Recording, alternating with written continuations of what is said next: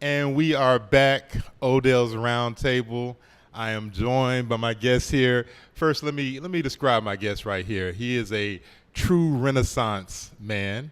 Okay, first off, a Philly native, dope MC. At the point in his MC game, brother had videos playing on BET, MTV, performing at venues ranging from, I'm talking about like an Apple Store performance in New York to opening up to Pusha T, right? Okay. Then changed the game a little bit, transition, became a DJ, put his head down, started working hard to the point now where he's working with brands. I mean, at the point of like Converse, Major League Soccer. I was really proud of that one. Y'all know I'm a big, huge soccer fan, right? But I'm not stopping there, okay? I mean, you think that would be enough, right? But no, the brother keeps going. Shout out to his agency, WGGP, doing great events. I mean, from back in the day when I used to go all the time to Slice Wednesdays, right? I mean, to now, current day events like Get Brunch, which is always like super lit. I mean, if you look at the clips on Instagram, you were like, what the heck was I doing not at Get Brunch? But the funny thing is that one of the things that I think he doesn't get enough credit for, one of the things that I always like to highlight, the brother is an amazing, truly dope designer, clothing apparel person. Me having a Bachelor of Fine Arts, that's why I do call myself Art by Odell, not to snub, but I do actually know art. But the brother is very keen on his composition, on his design. If you're familiar with the most recent logos for the Beats and Lyrics Show T-shirts that we like to rock, myself and Jay Force, this brother right here designed them. So, I mean, I can keep going on and on, management, things like that. Like I said, true Renaissance man, but I think I've said enough. Ladies and gentlemen, we have Sean Falyon in the house. Oh, you was talking about me. I didn't know you was talking. I was like, I did all that? Nah. What's up, man? I appreciate you having me. Hey, but you know, because that's the funny thing about it. See, that's what I'm trying to say is that a brother like yourself is humble. You know, you never would sit there and just spout all those things out. So I have no problem running down the gamut of that right there. I appreciate it for real. Not a problem. Now, so starting off, man, with Philly, right? So you come from Philly to Atlanta, and I bring that up too because so many Philly cats, right, made their way to Atlanta. You have the Jamads, you have Drama. I mean, so all these cats. My brother Jay Force. When you came down here to Atlanta, what was your mind state, or how were you looking at trying to just put your name out there? Like, because I know you, the SFBE, Sean Falyon be everywhere. What was your mind state when you came to Atlanta? Man, when I got to Atlanta, I was just like, it was, I don't want to say shell shock. It was just different. Like, I wasn't used to seeing people that I saw on TV, like, right in front of my face. So I was still kind of like, oh, wow, I'm standing next to Michael Vick. Right. Wow. Like not even in the setting of we lined up to get autographs and nothing. Like, no, we in the same places. And, you know, coming from Philly, you didn't see that as much. You know what I mean? So when I got down here, it was just like, it was that thing was still like, I wasn't starstruck. It was just weird. It was different. It was very different. Being in the room. That, and then also how, like, you know, a lot of my family's from the South, from South Carolina. Okay. And, you know, Southern hospitality isn't new to me.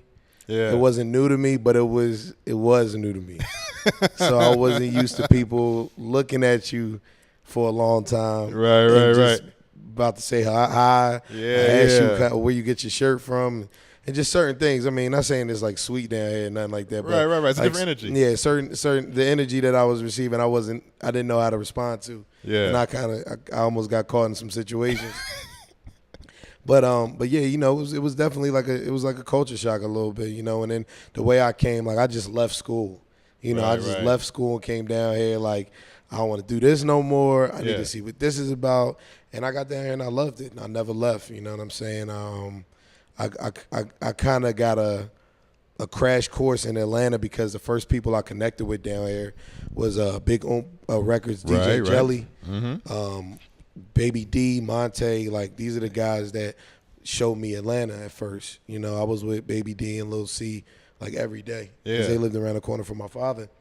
And they just took me all these places in Atlanta. You know, the first day I moved to Atlanta, June 4th, 2004, I was in the back of Big Records with Baby D and DJ Jelly, and Baby D had recorded a verse for Jeezy Air Force Ones to remix it and put it on a DJ Jelly mixtape. And I didn't even know who Jeezy was at the time, and they just like people up north didn't even know who Jeezy was at the time. Right. As far as music went, so they just kind of gave me a crash course on who Jeezy was, and literally like that next weekend, I saw DJ Drama, met DJ Drama, and met Jeezy. Right. They were riding on the golf court, driving in the birthday bash. Yeah. And see, what's wild about that is, right, so you're meeting Drama in Atlanta, which is interesting. But also, too, going back, right, because we talk about how you build these relationships, and a lot of times people try to force these things, right? So, like, you, if I'm correct, right, with, like, Bone Crusher, right, then you – he like wore a T-shirt in a video. So Bone Crusher, around the same time I met DJ Jelly, I met in Baby D and all them. I met Bone Crusher through my friend, shout out my brother DJ GQ out of Pittsburgh. He worked on a radio station called Whammo Radio in Pittsburgh, and he used to do the mix show at night after he left. We went to college together. He went to after he graduated, he did a mix show up there, and like these people would come up to the show, and I'd go out there to visit him, party, shop and all that stuff, because I went to school like 45 minutes from Pittsburgh. Okay. So one time I met, I got shirts to Baby D and them through shirts I used to make. I got to Baby D and them through him, and then Bone Crusher was up there, and I didn't get shirts to Bone Crusher the first time. I went up to a show that they did at Bone Crusher did a show, met him, and then I gave him some shirts. He wound up working with a guy, one of my friends, James Lightfoot, artist, producer. Okay. And James called me one day and was like, yo, Crusher wants some more shirts. And I was like, cool, when does he want them? He was like, he need them tomorrow. I was like, but I was like, I jump at opportunities like opportunity, that. Man. So I remember I stayed up all night making like 3 shirts, and I sent them to Atlanta overnight. When I stayed up early, I got up early, got it out before 6 p.m. because that was a cutoff as UPS at the time. Okay. And I got him overnight, and the next thing I know, he wearing one of my shirts in the Sierra Goodies video. Right. And see, that right there, to me, it speaks a lot of things, right? Because for one, like you said, you didn't try to force when you first met him. You just met this on some general, humble, let me just meet this person. And then when the opportunity came, you didn't wait around. You jumped on it. Now, you didn't even know, that's the thing about, you didn't know that it was going to be in a video. Nah, I mean, he told me he was shooting a video, but I didn't think it was going to be that video. I didn't even think it was going to be, I didn't know what it was going to be. I was just like, I'm going to get this to you. Right. I've had a lot of instances where I'm like, yo, I'm going to get you something. Like, one of my good friends, DJ Active, Janet Jackson, tour DJ. Like, I remember he's the first guy to ever wear one of my shirts in a video. I waited up all day at school to see it on MTV Jams. It was Music's For the Night video. So right. segment when he DJing at the roller skating rink, he got my shirt on. Like, me and my homeboy waited up all day. Me and my roommate waited up all day to see it, to the point where my homie was like, yo, if a Wu-Tang video come on, you got to go. We got Right. We got to. And a Wu-Tang video came on. And right after that Wu-Tang video came on, the Music Soul Child video came on. Oh, my goodness. But yeah, man. Back to what you're saying about the forcing thing, it's just like, I come from a kind of standoffish society. Like, Philly is a standoffish society. I grew up with the terminology that's silly now. It's like, it used to be like, yo, you Joe. Like, how people, can I cuss on here? Yeah. People would be like, oh, you Dickie. Yeah. Like, if you would be too overly eager to meet somebody or be in somebody's presence. And then we just always kind of had like a more chill vibe to that. So I kind of, I didn't really adhere to that, but I still was kind of like, we both human. Yeah. I always kind of maintain that. It's not kind of. I always maintain that. Like, we bleed the same blood, so it's not really, if you breathe in the same air as me, and I don't think of you as higher than me or lower than me. Right, and first too, you just find a way to connect. I think that's the thing about it as well, is that sometimes when you're approaching somebody like they're a celebrity rather than they're a person first. I mean, I've had instances. And even recently, I remember I was at the gym and I ran into somebody. I ran into like Steven Jackson, and I was talking, and a friend of mine was like, "Oh, did you take a picture with him?" I was like, "No." I was like, "I just said what's up to him." I said, "Hey, I like how you played in the league." I actually was on a flight with him coming back from LA. Cool guy, but I was like, and so what's ironic is that when I saw him and I talked with him for a second, and there was a guy who kept stopping him during his workout. Had to take a picture and everything, all that kind of stuff. So I said, whatever, right? But then I said, when I'm about to leave, I said, I'm going to go speak to him and say what's up. But here's the thing. I walked to the gym, and I thought he was in there shooting by himself. But then as I got to the gym door, I saw he was shooting around with his son. Oh, okay. And I just turned around. I said, yeah, man, you want to give them that time. Come on, man. Like we all human, man. We're all human. Sometimes it's like, you overstep your boundaries. I know some people just got to make it like everybody. A lot of people think it's about them all the time. It ain't about It's not about them. And so it's funny we said that, too, because we talk about, like, building up with the thing is going. So, for instance, I noticed with you with Sean Falyon be everywhere, right? Like, we're liable to see you in L.A., liable to see you in Houston, liable to see you across the pond, man, in Europe and all these different places. How have you been able to go to these different cities and not just go there? I mean, you really build some things. You really build with some networks. You really hone some things and get a strong. Get some tips, because people a lot of times they want to go different places, but I think their approach sometimes is just like you said. They think about them first. To be honest, getting me these places is really just connecting with some good folks, man. Speaking of Houston, like my friend Rob J down there, we had connected through a friend out in L.A., which is El Prez. El Prez, okay. Let me go to that story. El Prez is like my brother. He came to Atlanta years ago, maybe about 11, 12 years ago, and just like put out on Twitter, like, yo, I'm in the A.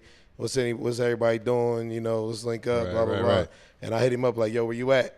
He was like, I'm at the train station at such and such. I said, I'm on my way to get you. Okay. And we've been best friends ever since.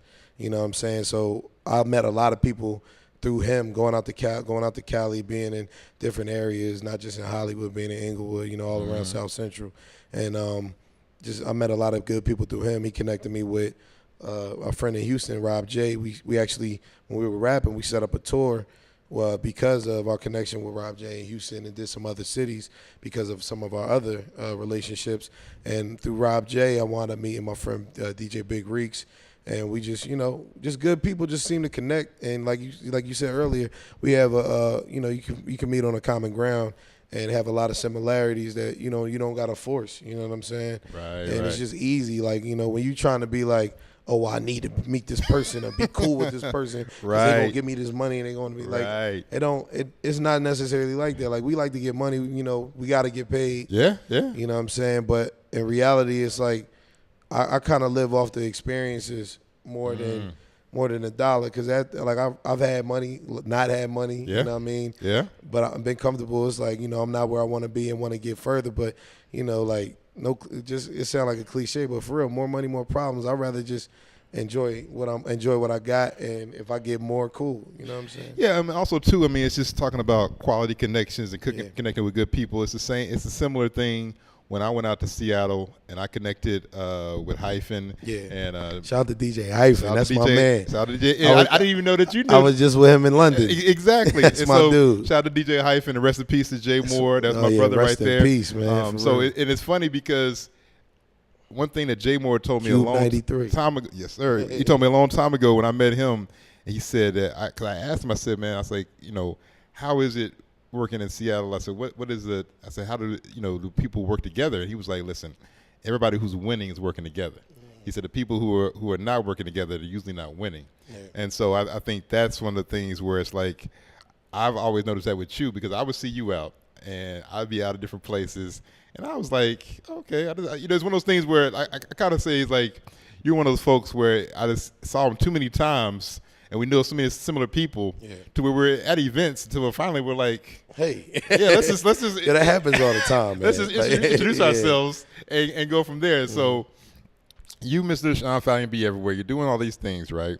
And so when I met you years ago, you're doing your MC thing, doing it hard and whatnot. And so I want to talk about also, as far as like the transition into the DJ work you're doing now. It's funny you shout out to Big Reeks. He got him in the studio with us. Big Reeks. Shout out to Houston right there. Because I know like he was one of the people that kind of helped you when you were getting started. So I want to paint the picture, right? Because a lot of times people want to start something. Or they say they want to do something. They want to start a podcast. They want to do a blog. They want to do this. They want to do that, right? And the biggest problem is just getting started. Yeah. And a lot of times I talked recently about the reason people don't get started is because it's not going to be good in the beginning. Okay, the first time I got on the microphone, shout out to my brother Jay Force, it was horrible. But Jay was just like, Force. Jay was like, okay, Odell. He was like, just we're gonna work on this, we're gonna work on that, but you got to keep going, right? So you decide that you want to do this, and it's gonna be humble beginnings. Talk about your mind state going into that. I'm gonna be honest. I did not want to DJ. Like back when I was young, my friend got a mixer like around 94, 93. Okay. And turntables. Shout out to my brother DJ Rick G's, who's actually Pusha T's DJ now, which is crazy. Right. So back when we was young, he got a mixer and turntables, and I used to be in his room like trying to practice and mix and blend records and stuff. But I never wanted to DJ. I didn't want to buy the equipment. And, like all of my homies was DJs. Like I knew Rich Medina since I was like 12. Wow. You know what I'm saying? Okay. When he was running Bobito's Footwork in Philly. Just growing DJ Active. I've known DJ Active for almost 20, some great 20 DJs. years. My man GQ, like I said, out of Pittsburgh. It's just a bunch of people. Like DJs were always around me. GQ was actually always trying to get me to DJ in college. Like he would come to me to get the music. Like I was the music man in college. I got all the music early, and he would always come to me to get his music. Like, man, you need to just DJ. Yeah, I don't want to DJ. He was like, you're already a great host. You're already great on the mic as well. Appreciate it. So he would always try to get me to DJ. I never wanted to do it.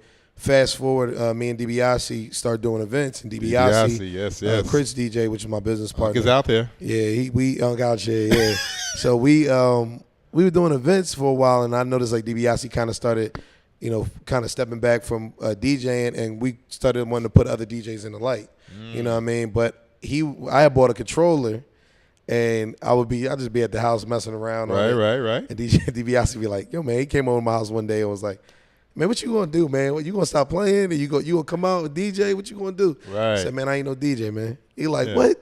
I was like, I ain't no DJ. He's like, yo, man. Well, real quick, let me jump in real quick. I think part of it too is you named some amazing DJs. I happen to know some amazing DJs as well, and I think that's part of it too, right? Is that what you have for the craft, right? And the way you own it. I had a respect for it. Exactly. And I didn't see so many people jumping in and out of the game. I didn't want to taint it. Like exactly. I was like, okay. You know what I mean? I was on like between. I got a controller because I was like, it's convenient. Yeah. You know what I mean? Enjoy, have a little fun in the house. And I got a lot of homies that was, shitting on it, talking crazy about it, laughing at me. Yeah. You know what I mean? But then I got to the point where, like, I'm a person that don't really care about what you got to say anyway. And that's great. So I was just like, to have. So I just kind of got to a point where I was like, all right, you know what I mean? I got this now. Yeah. But then I was in LA around, it was like a BET Awards weekend in 2015, and we started Get Brunch June 27th, 2015. Okay. And DiBiase, and I was out there, and DiBiase was like, "You got to come back, man. You got to come back and DJ. Everybody's gone. We ain't got nobody to book the DJ with me." And I was like, "All right." I changed my flight. I flew back. June 27th, 2015 is the first time I DJ'd in front of people. Right. It was the first day to Get Brunch, and I never looked back since then. You know what I'm saying? And upgraded my equipment, and just I always took the craft serious. And real quick, I want to talk about that because one of the tips I gave in my last show, right, when I talked about getting started, is that I said it's that old phrase, a great craftsman never blames his tools. True. Right, and so I remember I used to jump on your IG live, and I'm like, okay, I like this mix. I'm like, okay, Sean, hey, keep it going. I'm like, you're mixing these things together. And so the thing is that I see that, right? So you didn't worry about the tools, and you didn't blame the tools. You work with what you got, and you kept going. So, like, in your head, though, what kept you going in the sense of from that point to now to working, doing, like, Major League Soccer events and stuff? To be honest, man, DJing is, it sounds crazy, and it sounds like cliche, but DJing is like therapy, man. I love music. I can parallel every great aspect of my life to music or to a song. You know what I'm saying? Gotcha. Like, I couldn't wait till I turned 20 to rap like the Nas verse. You know what I'm saying? I gotcha. Like, 20 is a blessing. Right. There's like certain times in my life that I can, relate to a song. So when I get to DJing and like even being on IG Live and blending certain records that I felt like when you would never hear with each other, I was just like, it just, took my mind away from things, or made me even think about them more and how to conquer them more. Right. So when I started taking this more seriously and treating it like a gig, and I started making money, and I'm like, making good money. I was like, might as well take it further, and I'm a DJ that likes to play. I like to play what I like. I'm not overly opinionated. I like to rock a crowd. Right. I'm a party DJ. But I also like to introduce records. You know what I'm saying? Like, a lot of DJs still don't do that anymore. And I'm a person that's going to do it. Like, if it ain't reading right, I'm going to switch into another record. I ain't going to force it on you. But I like to make, that's why the blending was like, doing the little blends was a thing for me, because I would like take people like prime example, Indiana Rome, who I managed. I would take his records and blend them in with records of people that was popping and be like, oh, this works, or even old stuff that people might have forgot about but they love. So you know, that's what kind of forced me into, you know, doing more of the major stuff, is just like knowing that this is where I want to be at. I like to be on them tables. Well, and you touched on a thing too, is that you're creating a feeling. I think that's the problem a lot of times, is that you don't see people no more with events and with partying. They don't try to create a feeling. They don't try to compose anything. That's why even your old events with Slice Wednesday, I say all the time, I go to different things, and people always say, "Oh, there you judge us sometimes." I'm like, no, like, what is the plan? Like, are we here to have fun? Are we just here to stand around? Are we here to snap? Like, what is the agenda? You know, so like, if I go to a spot and if I got to bring the party, I'm like, I could have did this at my house. Did this at your crib. Yeah, man. Like, I feel like a lot of people kind of lost their way when it comes to the party. Like, I'm a true believer in the party, man. I feel like a lot of great things happen from the party. A lot of relationships, a lot of connections happen from the party and just the experience. Because, you know, it's homies that I met in parties, and I'm like, yo, remember we met at the such and such party. That party was crazy, and yo, you know, now we making money together. We doing certain things together. You know what I'm saying? It's like, I feel like people need to get back to that. But a lot of times people want to come, they want to stand around, they want to look at everybody else. They want to just sit and smoke hookah, you know what I'm saying? Like, you know, I don't knock people that do that, but it's like, you know, interact. The party is all about interacting, you know what I mean? And we, like me and DiBiase, have been, I feel like, consistently since 2011, creating interaction with people. Like, I got homies that met their wives at my events, you know what I'm saying? Like, and stuff like that. That's what we live for. We live for that feeling. Well, you know, and let's wrap up on that. Like, thinking about interactions, because it's funny too. I think last time I seen DiBiase, I saw DiBiase at the farmers market. He be shuffing it up, man. I saw DiBiase at the farmers market, man, and we were just sitting around chopping it up and just talking. And like you said, that's the thing about it, because I see people, right? So, and I get this all the time sometimes. Like, people will say, well, how did you go to this? How did you go cover the Bumbershoot Festival in Seattle? I'm like, well, I just, you know, I asked, and I went out there, and I met some friends, and I see all the time, you'll post things, and people will say, well, how do you do this, and how do you do that, and then, you know, you're over in Munich, Germany, doing some things. Like, have people just forgotten how to, like, connect and just go out here? I mean, I feel like they do. I mean, well, everybody want the Z result. You know what I mean? They don't want to even start at A. They just want the Z result. That's it. You know what I'm saying? I work my way through it. You know what I mean? And I research. If I got a question, I'll be on Google. You know what I'm saying? Like, fact. Don't be asking questions that the Google can answer. Yeah, I ask if Google don't got the answer, I ask a friend. You know what I'm saying? Exactly. And figure it out. You know what I mean? It's like we want stuff just handed to us. Life never worked like that. Nah. You know, when people say stuff fell in their lap, it never worked like that. Like, that's like when somebody told you, man, I don't know, it fell in my lap. That's because they don't want you to know. You know what I'm saying? And life just doesn't work like that. Nah, it takes resistance, man. I mean, anything that you've gotten of quality, you got to put some work and some resistance in. Definitely. It's like they say, take 10 years to make an overnight celebrity. So, oh yeah. You know, you got to work. You got to be wanting and willing to go through the ups and the downs. You know what I'm saying? Well, also too, man. I mean, because I know, like, seeing you out there, and people think that it's just easy or fun going to different events, going all these places, but it is work. I mean, it is putting your face out there. I think that's the thing about it, is that you can respect people who are out here in the game. You know, like my man Eldorado out here. I mean, people who go out here and just. And he told me one time, it's so funny. I remember I was talking with Eldorado one time. We were talking about something. We were at an event, and it was some big name brand publication was there, and I was giving them props. He was like, man, forget them, man. He's like, they got money behind them. He's like, you and I. He's like, I'm happy you were here. We grind. He was like, you and I are right here. We out here working. And so I think that's the thing about it, is that people don't. They don't want to get out here and shake their hands. Nah, man. Everybody want a handout, man. Like, I know people say that a lot, but that's really what it is. You know what I'm saying? Like when I reach out for certain things, I already know what my worth is. You know what I mean? I know what I'm bringing to the table. That's true. A lot of people are confused about that, and they looking for a crutch. That's you know true. what I'm saying? It don't, like, back to what I was saying earlier. Life don't work like that. You know what I mean? Even if I do reach out to somebody I get connected to, even on a friendly level, I still know what my worth is, and regardless if I'm reaching out to do something with them, I know what I'm gonna bring to the table. Exactly. You know what I'm saying? You always gotta know your worth, and you gotta be, and even if your worth ain't as valuable as the person you reaching out to, you still gotta maintain and stand on your own too to build it up. And add to whatever they got going on and not subtract, because ain't nobody trying to babysit nobody. Man, add value to the game, man. Add value. So before we get out of here, I want to make sure that you give all your social media, let the people know how they can connect with you, how they can follow you and everything like that. You can follow me at Sean Falyon, SeanFalyon on everything. And if you can follow the bat signal, hashtag SFBE, Sean Falyon, be everywhere.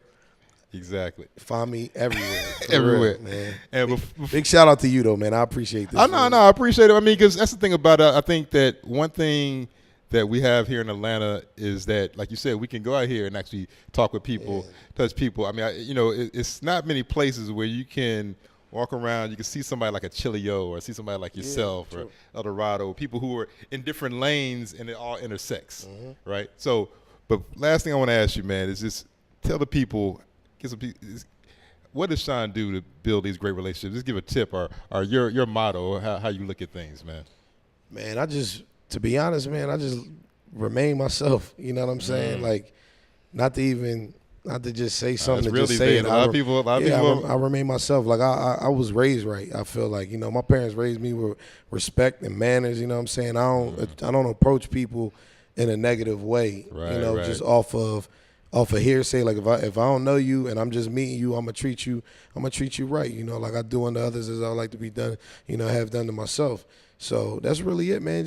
I remain solid. That's all I can do, because I feel like a lot of things are always changing, and I don't mean progress. I mean changing. You know what I'm saying? There's a difference in progress and changing, and like change for the worse. I try not to change for the worse. I try to change for the better.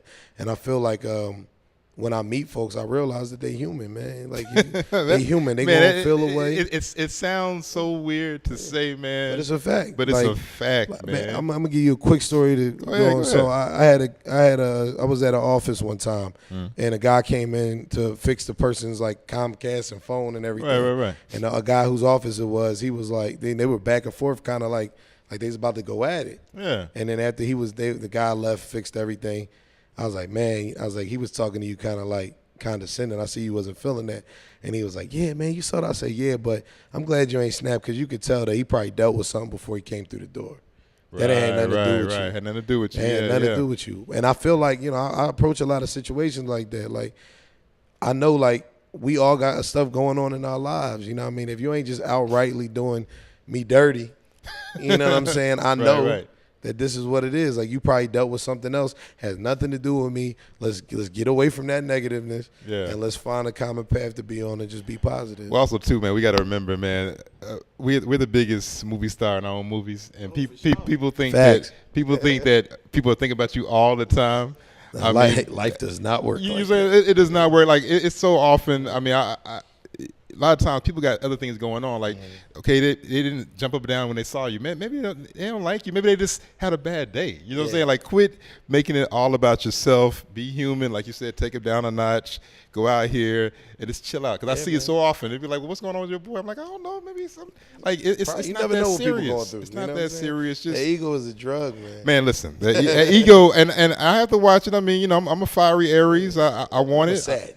You know what I'm saying? I want it, man. I want to go out here. I want to attack. But the thing is that, being humble and grateful will get you a long way. And Sean dropped some jewels. I don't know if you listen. Knowing your worth is very important. It's not an ego thing. It's not a thing of thinking you're uppity or something like that. As you grind, as you keep continuing to go up in the game, it's all about, like Tony Robbins say, what you tolerate. Yeah. What you accept. And that's the thing about it as well. So, like, I do certain on a certain level. And if I don't tolerate those kind of things no more, right? So it doesn't mean I'm upgraded, doesn't mean I'm uppity or something like that. It's just these are things I learned, things I don't tolerate anymore, things I don't deal with no more. This is where I'm at now. If you're not there, that's cool, but this is where I'm at. Yeah, true indeed. Yeah. So listen, man, this is a great conversation. I knew it was going to be good. I was looking forward to talking with Sean, because you got to have that perseverance, man. You got to be able to hold through, know your worth. And just enjoy life, man, and meet people, man. Just get out here and quit. That's the thing about it, too, is that just walking up to somebody and saying your name, saying hello, it's become a lost art at times, man. People are scared of rejection. Man, let's go out here and shake some hands, man. That's all you need to do. Exactly. So, listen, we're about to close out right here. We'll take a quick break, and we're going to come back. Uh-oh. What's up? His favorite city, because he does go to a lot of places. That's a great point. So, okay. We got a request. So we want to know one of the wildest spots that. But see, I mean, I know Sean makes spots wild though when he gets there. Like, damn, wildest spot. Yeah, I'm gonna do this. I can't say my favorite city. Okay, I'm gonna give a few. Give a few, yeah. I love Houston. Yeah. Not because Reeks is over there, but yeah, they got some beautiful sisters in Houston. I love Houston. They got some. I got to get back down there to Houston. I love Houston. I love Atlanta. Hey, right. I love Atlanta. I love St. Louis. Yeah, I love LA. Like I love my people in LA. Mm-hmm. I got love for Chicago. Yeah. Well, how about this? Do this, because I know there's so many cities. Yeah, I'm not going. How was Munich? Because when you were over in Munich, Germany, man, that right there for me, I was like, okay, that's what I'm talking about. Sean. Hey, big shout out to my brother DJ Hot Sauce and my homie DJ Silence over there.